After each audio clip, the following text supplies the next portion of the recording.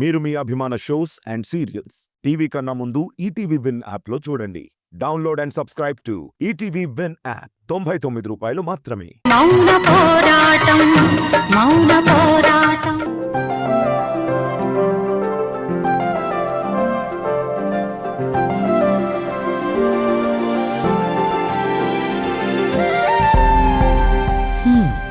గ్రహాల సిచ్యువేషన్స్ అన్నీ మనకు ఫేవర్గానే ఉన్నట్టున్నాయి. మేడం ఏంటి మేడం ఇక్కడ ఆగారు? రోడ్ సర్వే చేద్దామని. అవునా మేడం? అదేంటి మీరు గవర్నమెంట్ సర్వేయర్ కూడానా? అవును. ఏ నువ్వు నాకు అసిస్టెంట్ గా జాయిన్ అవుతావా? మీరు అడిగితే ఏమన్నా అయిపోతాను మేడం. అయిపోతావా? ఆ, అయితే కాకిలా అయిపో. మేడం కుదరదా? అయితే ఆ ఎద్దులా మారిపో.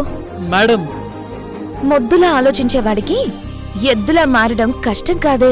మేడం చచా, అసలు సెన్సిటివిటీ లేనివాడు సివిల్ ఇంజనీర్ ఎలా అయ్యాడో, మా పెద్దమ్మ ఇతన్ని ప్రాజెక్ట్ డైరెక్టర్ గా ఎలా చేసిందో. మేడం మీరు నన్ను ఎక్కువ అవమానిస్తున్నారు మేడం. లేకపోతే రోడ్డు పక్కన కారు ఆగిపోయి ఏం చెయ్యాలరా దేవుడా అని నేను హెల్ప్ కోసం ఎదురు చూస్తూ ఉంటే మీరు రోడ్ సర్వేరా, రోడ్డు మీద చెత్త ఊడ్చేవాళ్ళ అని ఏంటా చెత్త ప్రశ్నలు? నాకు తెలుసు మేడం మీరు నా కోసమే ఎదురు చూస్తున్నారని. ఏంటి? అదే ఐ మీన్ ఏదైనా హెల్ప్ కోసమే మీరు ఎదురు చూస్తున్నారేమో అని. ఓకే మేడం నేను వచ్చాను కదా. వచ్చేసి అదే హెల్ప్ చేస్తానంటున్నాను మేడం. ఏం చేస్తావు? ఫోన్ చేస్తాను, మెకానిక్కి ఫోన్ చేస్తాను. చెయ్యి.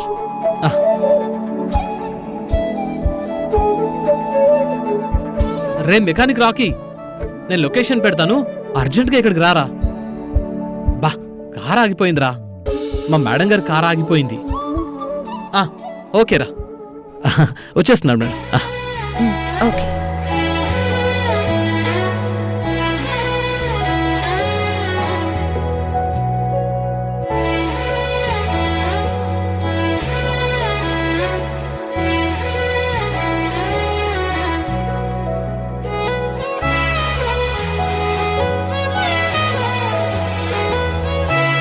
ఏంటి? ఏంటి మేడం? ఏం లేదు. ఏం లేదా? లేదు మేడం. మరైతే ఇంకెందుకు, బయలుదేరు. అంటే అది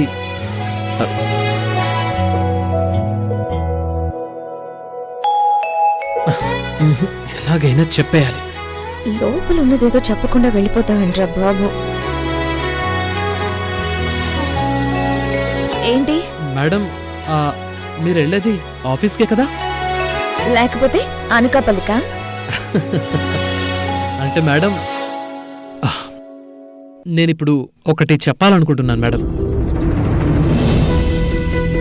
నేను ఈ మాట చెప్పాక మీరు దానికి ఓకే అని చెప్తే మెకానిక్ వచ్చి కార్ తీసుకెళ్తాడు, నేను మీకు లిఫ్ట్ ఇస్తాను.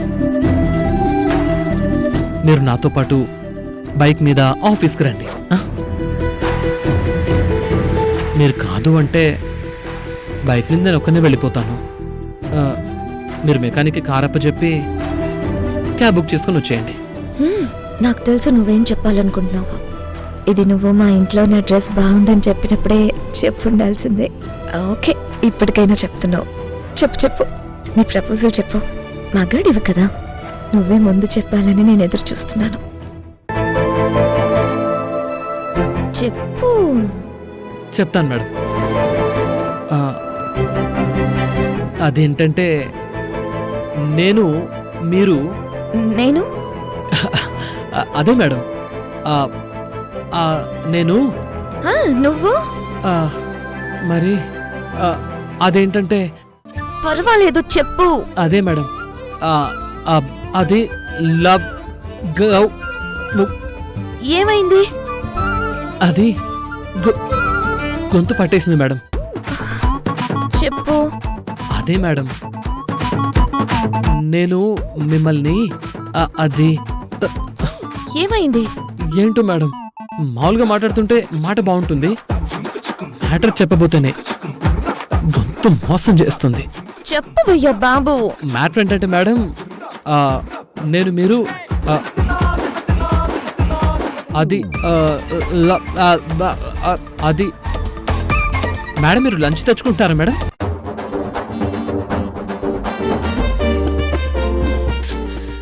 ఏంటి లంచా? అయ్యో లవ్ గురించి మాట్లాడుతుంటే లంచ్ ఎక్కడి నుంచి వచ్చిందిరా ఇడియట్. నువ్వు నిజంగానే ఇడియట్ వీరా. నిన్ను నా మొగుడిగా ఎలా రా మెయింటైన్ చేసేది? మేడం అదే మీరు లంచ్ తెచ్చుకోకపోతే నా లంచ్లో షేర్ ఇస్తాను మేడం. ఏంటి దీని గురించేనా ఇంత బిల్డప్ ఇచ్చావు?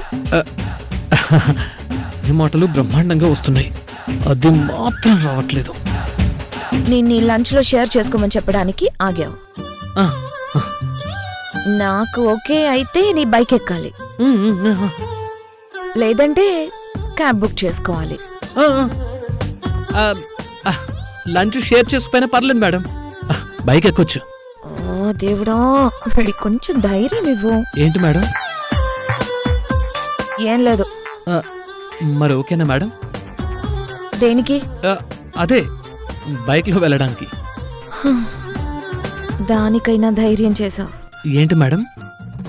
ఏం లేదు స్వామి, వస్తాను అని అంటున్నాను. Thank you madam, thank you so much. Love గురించి చెప్పకుండా సోది చెప్పేశానే. అవునరా, నువ్వు సోదే చెప్పావు, సోదేదవా.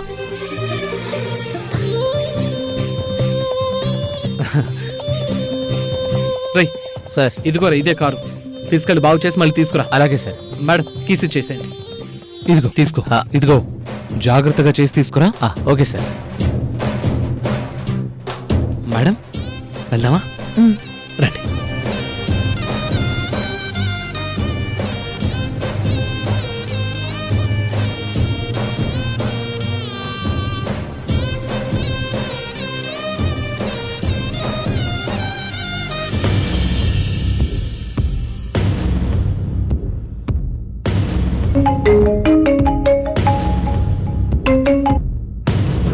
హలో రుద్ర, ఏం చేస్తున్నావు? చెప్పు. ఏంటి అంత డల్గా ఉన్నావు? నీ పేరెంట్స్ జైలుకి వెళ్ళారనా? పేరెంట్స్ జైలుకి వెళ్తే ఉండాల్సింది డల్గా కాదు రుద్ర, కోపంగా, ఫెరోషియస్గా. వాళ్ళని జైలుకి పంపించిన వాళ్ళ మీద అపరకాలిలా విరుచుకుపడాలి, వాళ్ళని టార్చర్ పెట్టాలి, వాళ్ళు ఆ ఇల్లు వదిలి పారిపోయేలా చెయ్యాలి. ఎలా పారిపోయేలా రుద్ర? దుర్గని ఆ ఇంటి నుంచి పరిగెత్తించాలి నువ్వు. మీ అమ్మా నాన్న జైలు నుంచి రావడానికి 3 ఏళ్లు పడుతుంది. అప్పటి వరకు నువ్వు ఒంటరిగానే ఉండాలి. ఉండు, ఒక్కదానివే ఉండు. వాళ్ళు పెట్టే ఒక్కో ముద్ద తింటూ, వాళ్ళు పెట్టే ఒక్కో కష్టం అనుభవిస్తూ నీలో కసని పగని బాగా పెంచుకో. మంచి టైం చూసి ఆ పగంతా తీర్చేసుకో. ఆ దెబ్బకి దుర్గ చావకూడదు, కష్టపడాలి, హింస అనుభవించాలి. నువ్వింక ఎప్పటికీ మారవ నక్షత్ర. వాట్? నువ్వు ఈ జన్మకి మారవా? రుద్ర, ఎంత జరిగినా జరిగిందంతా తెలిసినా నువ్వు మారవా? ఏం మాట్లాడుతున్నావు నువ్వు? ఏమైంది నీకు? నువ్వు నిజంగా అదృష్టవంతురాలివి నక్షత్ర. దుర్గత్త లాంటి అత్తయ్య నీకు దొరకటం, పెద్దోళ్ళు అదేదో అంటారే, అదేంటి ఆ పూర్వజన్మ పుణ్యమని అంటారే, నువ్వలాంటి పుణ్యమేదో చేసావు నక్షత్ర. అందుకే నీకు దుర్గత్త అత్తయ్యింది. హే రుద్ర, మాట్లాడుతుంది నిజంగా రుద్రేనా? అవును, రుద్రనే మాట్లాడుతున్నాను. నిజానికి అబద్ధానికి తేడా తెలుసుకున్న రుద్రనే మాట్లాడుతున్నాను. తప్పుకి ఒప్పుకి తేడా తెలుసుకున్న రుద్రని మాట్లాడుతున్నాను.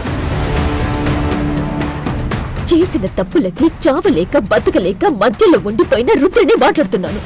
హా, రుద్ర ప్లీజ్, నువ్విలా మాట్లాడకు. దుర్గ నీకు ఏం ఎక్కించిందో నాకు తెలీదు, కానీ అవన్నీ నువ్వు మైండ్లోకి ఎక్కించుకోకు. దుర్గ చాలా మాయలేడి, నిన్ను ఎలాగైనా తన వైపు తిప్పేసుకుంటుంది. అసలే నువ్వు చిన్నపిల్లవి, చాలా ఈజీగా మార్చేస్తుంది. నువ్వు మారిపోకు. ఎందుకు మారుద్దు నక్షత్ర? ఇంకా ఎంతకాలం తప్పులు చేస్తూ ఉండాలి? అసలు దుర్గత్త చేసిన రాంగ్ ఏంటి, మేం చేసిన రైట్ ఏంటి? వాళ్ళ ప్రాపర్టీస్ అన్ని మేం లాక్కోవాలనుకోవటం మా రైటా? వాళ్ళ రైట్స్ కోసం వాళ్ళు ఫైట్ చేయటం వాళ్ళ రాంగా? వాళ్ళకి సపోర్ట్ చేసిన దుర్గత్తది రాంగా? బుద్ధు నక్షత్ర, నువ్వింకా తప్పు చెయ్యొద్దు. నేను మారాను, నువ్వు కూడా మారు. లేదంటే ఇప్పటికే తప్పు చేసిన వాళ్ళకి పనిష్మెంట్ పడేలా చేసింది దుర్గత్త. ఇక నిన్ను కూడా ఆ లిస్టులో చేరుస్తుంది. తరువాత నువ్వు ఏడుస్తావు. ఏ రుద్ర, నాకు అర్థమైందిలే. నీ పక్కన దుర్గ దాక్కుని ఇదంతా వింటుందని నువ్విలా మాట్లాడుతున్నావు కదూ? వాళ్ళని ఏమార్చడానికే నువ్వు మారినట్టు మాట్లాడుతున్నావు కదూ? ఛీ! నేను ఫోన్ స్పీకర్లో పెట్టి ధైర్యంగా మాట్లాడుతున్నాను. నా గది డోర్స్ ఓపెన్ చేసి ఉంచి మాట్లాడుతున్నాను. చెప్తున్నాను విను నక్షత్ర. ఆ రుద్ర చచ్చిపోయింది. నీతో మాట్లాడుతున్న రుద్ర వేరు. దుర్గత్త చాలా మంచిది. నువ్వు ఆవిడ గురించి తప్పుగా ఆలోచించొద్దు. నీ తప్పులన్నీ ఒప్పుకొని ఆవిడ కాళ్ళ మీద పడి క్షమాపణ అడుగు. అంతేకాదు, రోజు ఆవిడికి సేవలు చేయి. చాలా మంచిది. ఏయ్ నోర్మయ్, ఇందాక నుంచి చెప్తుంటే వినకుండా ఏదో సోది చెప్తావేంటి? అరే ఏమైంది రుద్ర నీకు? ఉన్నట్టుండి ఇలా మారిపోయావేంటి? ఒకసారి దుర్గత్త సౌందర్యకి ఒక చిన్న కథ చెప్పింది నక్షత్ర. రాక్షసుడైన రావణాసురుడు సీతమ్మని ఎత్తుకుపోయాక ఆవిడ్ని ఎలాగైనా తన మాట వినేలా చెయ్యాలని చాలా ట్రయల్స్ చేశాడంట. ఏదీ కుదరక చివరికి రాముల వారిలా మారి సీతమ్మ దగ్గరికి వెళ్తే సీతమ్మ తననే రాముడు అనుకొని తన దగ్గరికి వస్తుంది అనుకున్నాడంట. తన మాయతో రాముల వారిలా మారాడంట. రాముల వారంత గొప్ప మనిషిలా వేషం వేసుకునేసరికి అంత పెద్ద రాక్షసుడికి కూడా రాక్షస ఆలోచనలు పోయి మంచి ఆలోచనలు వచ్చాయంట. దాంతో సీతమ్మ వారి దగ్గరికి వెళ్ళలేకపోయాడంట. అంత రాక్షసుడే మంచివాడైన రాముడిలా మారినందుకు అతని మనసు మారిపోయింది. ఇంకా మనం కూడా మంచివారిలా మారి ఆలోచిస్తే మన మనసు కూడా చాలా మంచిగా ఆలోచిస్తుంది. మనం కూడా మంచి పనులు చేస్తాం. ఒక్క గంట, ఒక రోజు నువ్వు మంచిదానిలా మారి ఆలోచించు. అప్పుడే నీకు అర్థమవుతుంది. రుద్ర, ఇంకొకసారి నాకు ఫోన్ చేయకు, నాతో ఇలా మాట్లాడుకో. ఒకవేళ మారితే అప్పుడు చేయి ఫోన్. అంతవరకు గుడ్ బై. ఛా, దుర్గ దీన్ని కూడా మార్చేస్తుంది.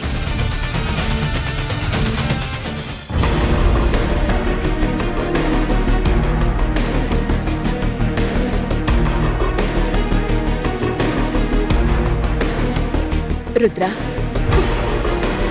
అత్తయ్య నన్ను క్షమించద్దయ్యా. అయ్యో రుద్ర, లేమ్మా. రుద్ర, నువ్వు మారావు. నీ మార్పు నీ జీవితాన్నే మారుస్తుంది. ఇప్పుడు నాకు చాలా హ్యాపీగా ఉంది. అత్తయ్య,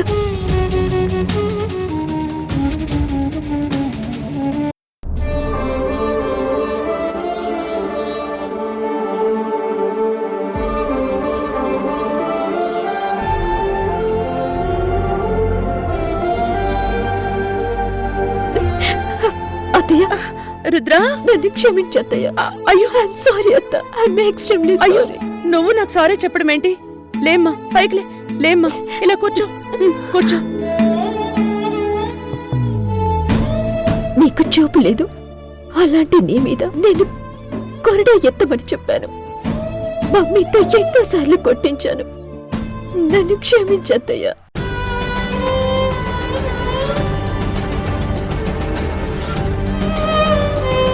జరిగిపోయినవన్నీ తలుచుకుంటూ అక్కడే ఆగిపోతే మన జీవితం అంతా చెడే కనిపిస్తుందమ్మా. పొరపాటున బురదలో పడితే దాంట్లోనే కూర్చోం కదా. అది బురద అని తెలిసాక వెంటనే బయటకొచ్చేసి త్వరగా స్నానం చేసి ఒళ్ళు కడిగేసుకుంటాం. ఇది అంతే. తప్పు చేసిన తర్వాత పశ్చాత్తాపడతాం. నువ్వు తప్పు తెలుసుకున్నావు, ఒప్పుకున్నావు, అంతే కదా.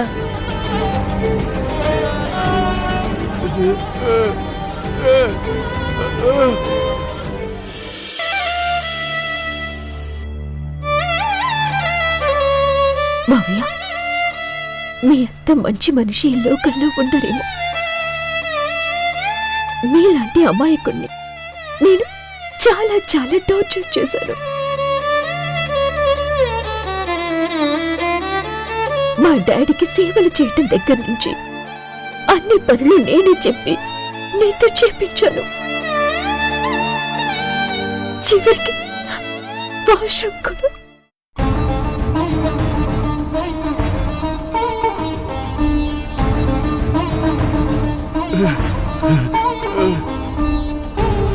తాతయ్య, నేను నా సొంత తాతయ్య అని కూడా చూడకుండా ముసలోడా అని నానా మాటలన్నాను. నన్ను క్షమించు తాతయ్య. నువ్వు నా మనవరాలివే. నువ్వు నన్ను ఎలాగైనా పిలిచే హక్కు నీకుంది.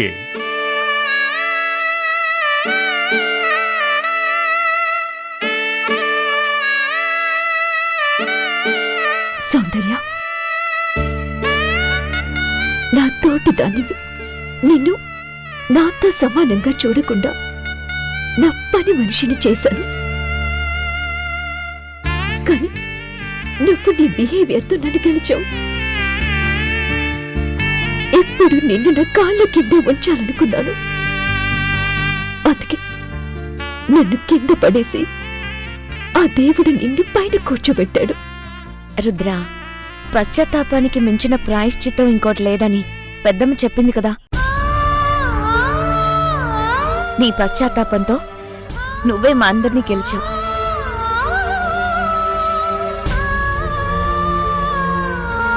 రుద్ర, ఇక ఈ క్షమాపణలు పశ్చాత్తాపాలు అన్నీ మర్చిపో. చక్కగా మా అందరితో కలిసి హాయిగా ఉండు.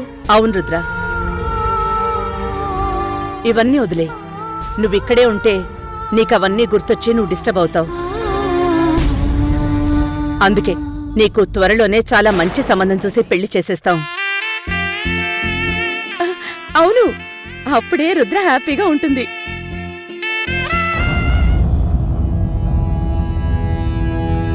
ఏం రుద్ర, పెళ్లి చేస్తావంటే అలా ఆగిపోయావేంటి? అత్తయ్య, నాకిప్పుడే పెళ్లి చేయొద్దు ప్లీజ్. పెళ్ళొద్దా? అదేంటమ్మా? అవునమ్మా, రుద్రకి ఇప్పుడే పెళ్ళెందుకు? చక్కగా మన సౌందర్యతో కలిసి ఆఫీసుకెళ్ళి బిజినెస్ చూసుకుంటే బాగుంటుంది కదా. నాకు అవేమీ వద్దు. సౌందర్య అవన్నీ చూసుకుంటుంది. నువ్వేం చేస్తావు రుద్ర? చదువుకుంటానత్తయ్య. నేను ఎన్ని రోజులు చదువుని చాలా నిర్లక్ష్యం చేశాను. ఇక నుంచి మనసంతా పెట్టి బాగా చదువుకోవాలని డిసైడ్ అయ్యాను. చదువుతోనే నాకు సాటిస్ఫాక్షన్ ఉంటుంది. ప్లీజ్ అత్తా, నేను చదువుకుంటాను.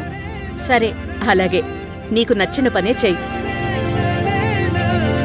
ఎంత చదువుకోవాలి అనుకుంటే అంత చదువుకో. సిటీలో బెస్ట్ కాలేజ్లో జాయిన్ చేస్తాను.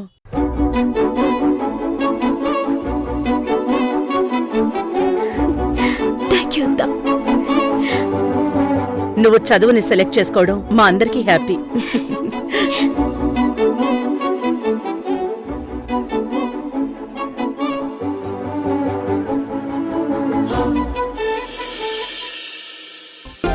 రండి డాక్టర్, రండి.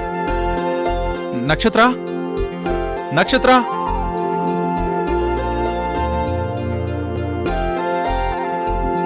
ఎవరు మురారి ఈవిడ? లేడీ డాక్టర్ నక్షత్ర, ఫేమస్ గైనకాలజిస్ట్. డాక్టరా? ఎందుకొచ్చారు?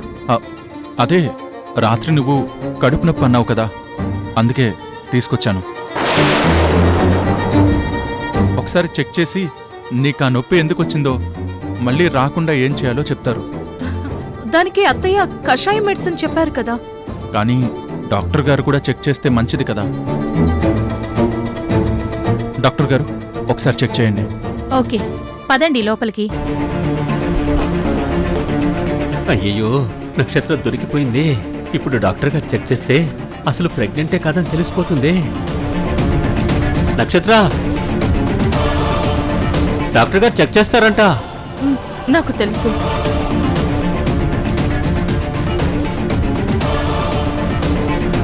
ఏం ఆలోచిస్తున్నావు నక్షత్ర? వెళ్ళు లోపలికి. డాక్టర్ గారు వెళ్ళండి. అలాగేనండి.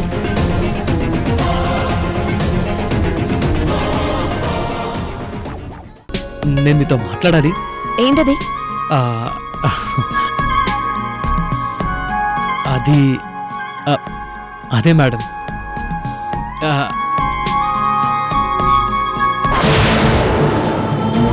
ఏమైంది?